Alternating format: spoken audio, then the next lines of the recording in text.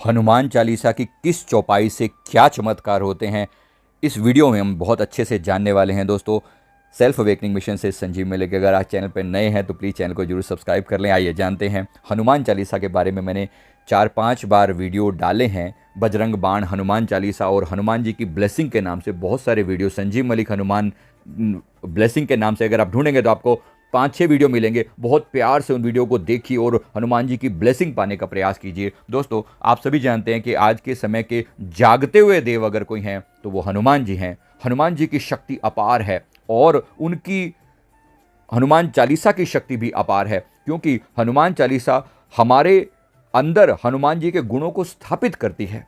तो जब हम हनुमान चालीसा का पाठ करें तो हनुमान जी को अपने भीतर बुलाकर अपने ही अंतर में उन गुणों को जागृत करने का प्रयास करेंगे।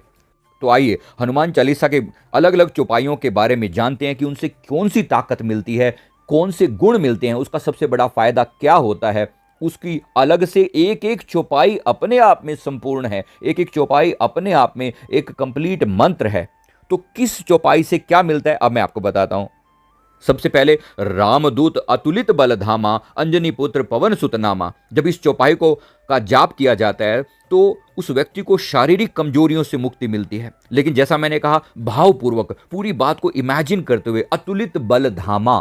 क्या आप भी अतुलित बल के धाम बनना चाहते हैं? तो डेफिनेटली आपको कमजोरियों से मुक्ति चाहिए तो अतुलित बल के धाम हनुमान जी को अपने हृदय में बसाकर और इस चौपाई का जाप करें तो आपको डेफिनेटली शारीरिक कमजोरियों से मुक्ति मिलती है। इंसान बलवान बनता है, ताकतवर बनता है। और साथ ही इसका यह भी अर्थ है कि हनुमान जी श्री राम जी के दूत हैं और अतुलित बल के धाम है, अर्थात का ध्यान करके हम अपने अंदर भी अतुलित बल को जगा सकते हैं। और रामदूत कहने का अर्थ यहाँ पर हम माने कि हम भी परमात्मा के ही दूत हैं। इस संसार में हम भी अपने धर्म के प्रचार के लिए ही आए हैं।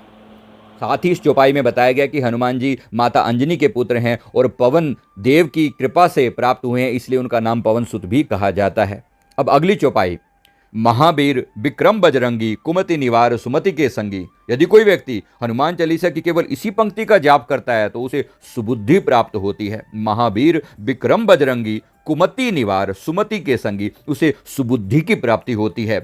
इस पंक्ति का जाप करने वाले लोगों के कुविचार नष्ट होते हैं और सुविचार बनने लगते हैं। मतलब हर तरह की नेगेटिव थिंकिंग समाप्त होती है और पॉजिटिव थिंकिंग मन में बनने लगती है। बुराई से ध्यान हटता है और अच्छाई की ओर मन लगने लगता है। इस पंक्ति का अर्थ यह है कि बजरंगबली महावीर हैं और हनुमान जी कुमति को निवारते हैं, यानी कुमति को दूर करते हैं। ऐसी बुद्धि जो आपको गिरावट की ओर ले जाती है, ऐसी बुद्धि से छुटकारा दिलाकर आपको सच की राह पर ले चलते हैं। सुमति यानी अच्छे विचारों की ओर ले चलते हैं। अब इसके बाद नेक्स्ट जो चौपाई है, इसका जाप कितनी बार करना चाहिए ये आप पर डिपेंड करता है, लेकिन कम से कम 108 बार तो करें ही करें। कोई भी चौपाई अगर करना चाहते हैं तो 108 बार जरूर करें। अब अगली चौपाई, विद्यावान गुणी अति चातुर राम काज करिबे को आतुर। यदि किसी व्यक्ति को विद्या और धन चाहिए तो उसे इस पंक्ति का जाप जरूर करना चाहिए। इस पंक्ति के जप से हमें विद्या और चतुराई प्राप्त होती है, क्योंकि आज के समय की नीड है। अगर आप बहुत भोले हैं तो कोई भी व्यक्ति आपको बेवकूफ़ बना जाएगा। इसलिए आज के समय जो चतुराई चाहिए, इतनी चतुराई तो जरूरी है। किसी को चीट नहीं करना, किसी को धोखा नहीं देना, लेकिन इतना चतुर तो बनना है कि कोई आपको बेवकूफ़ ना बना जाए।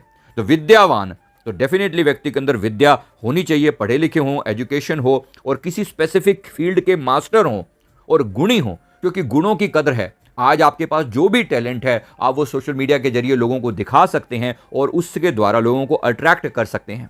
साथ ही साथ हनुमान जी विद्यावान हैं, गुणवान हैं, चतुर हैं। वे सदैव ही श्री राम के कार्य को करने के लिए तत्पर रहते हैं। हम भी यहाँ पर परमात्मा का कार्य करने ही आए हैं, लेकिन अपने कार्य को भूलकर जब इधर उधर के कामों में लग जाते हैं तो दुखी होते हैं। हनुमान जी हमें वो देव हैं जो हमें अपना टास्क याद दिलाते हैं और साथ में राम काज करिबे को आतुर न केवल याद दिलाते हैं बल्कि आतुर रहते हैं उस कार्य को करने के लिए जो परमात्मा ने उन्हें हमें सौंपा है। तो हमें भी परमात्मा ने कार्य सौंपा है अपनी आत्मा को जानने का, अपनी आत्मा को अपग्रेड करने का, अपनी आत्मा को ऊंचा उठाने का। ये प्रयास हमें सभी को जरूर करना चाहिए। इस चौपाई को 108 बार जपने वाले की विद्या प्राप्त होती है, गुण प्राप्त होते हैं, चतुराई आती है और साथ में उसका अपने लक्ष्य की ओर ध्यान जाता है। और इसके बाद अगली चौपाई है, भीम रूप धर असुर संहारे रामचंद्र जी के काज संवारे। जब आप शत्रुओं से परेशान हो जाएं और कोई रास्ता दिखाई ना पड़े तो हनुमान चालीसा का जाप करें। यदि एकाग्रता और भक्ति के साथ हनुमान चालीसा की सिर्फ इसी पंक्ति का भी जप किया जाए तो शत्रुओं पर विजय प्राप्त होती है, श्री राम जी की कृपा प्राप्त होती है। इस पंक्ति का अर्थ यह है कि श्री राम जी और रावण के बीच में हुए युद्ध में हनुमान जी ने भीम रूप यानी विशाल रूप धारण करके असुरों राक्षसों का संहार किया। श्री राम के काम पूर्ण करने में हनुमान जी ने अपना महत्वपूर्ण योगदान दिया और श्री राम जी के सभी कार्य संवर गए। तो भीम रूप धर असुर संहारे। तो हमारे भी जीवन में जो असुर अर्थात जो नकारात्मक भाव हैं उनसे बचने के लिए, उनसे दूर रहने के लिए हम इस पंक्ति की चैंटिंग 108 बार कर सकते हैं। इसके अलावा लाए सजीवन लखन जी आए, श्री रघुवीर हर्ष उर लाए, इस पंक्ति का जाप करने से भयंकर बीमारियों से भी मुक्ति मिल जाती है, क्योंकि यहाँ बात हो रही है संजीवनी बूटी की। संजीवनी बूटी एक ऐसी बूटी है जिसको पान करने से, जिसको लेने से व्यक्ति के बुरी से बुरे जो तकलीफ है, शारीरिक तकलीफों से छुटकारा मिलता है। इस पंक्ति का जप करने से भयंकर बीमारियों से भी मुक्ति मिलती है, क्योंकि संजीवनी का अर्थ यही है कि जो मुर्दे शरीर में भी संजीवन यानी प्राणों का संचार कर दे। यदि कोई व्यक्ति किसी गंभीर बीमारी से पीड़ित है और दवाओं का असर नहीं हो रहा है तो उसे भक्ति के साथ हनुमान चालीसा या इसी पंक्ति का जाप करना चाहिए। इस पंक्ति का 108 बार जाप करने से दवाओं का असर होना शुरू हो जाता है, बीमारी धीरे धीरे ठीक हो जाती है। इस चौपाई का अर्थ यह है कि रावण के पुत्र मेघनाथ ने जब लक्ष्मण जी को मूर्छित कर दिया था तब सभी औषधियों के प्रभाव से भी लक्ष्मण जी की चेतना नहीं लौट रही थी, तब हनुमान जी संजीवनी औषधि लेकर आए और लक्ष्मण जी के प्राण बचाए। तो इसी प्रकार इसके बाद भगवान श्री रामचंद्र जी अति प्रसन्न हुए और श्री राम जी के परम भक्त हनुमान जी